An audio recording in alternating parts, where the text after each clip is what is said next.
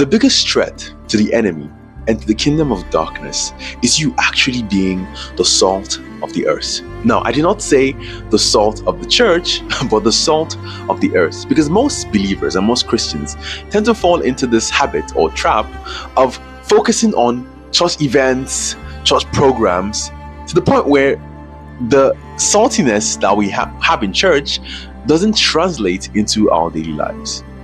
You find believers that you can hardly distinguish from unbelievers. And that honestly is not a threat to the devil. Now, if you are in some countries like mine that prioritizes religion, and I mean, if you don't know the country, Nigeria, where you find people display a form of religion, but in their daily lives, they could actually perform one of the most heinous acts of corruption. And in the grand scheme of things, that doesn't really change the amount of injustice that is done in the country or in the society. It does nothing. So whatever saltiness that applying or doing is just in the church, and it doesn't really translate into the earth. Because when it begins to come into the earth, when your Christianity is being felt by everyone around you, that's where it becomes problematic.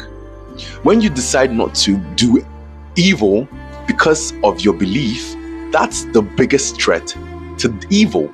Because the reason why evil thrives in any culture or in any society is because good people refuse to do something about it.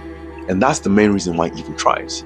So the moment we as believers become the salt of the earth, that is quite honestly the moment things will begin to change. Happy Sunday. Hope this helps. You're welcome.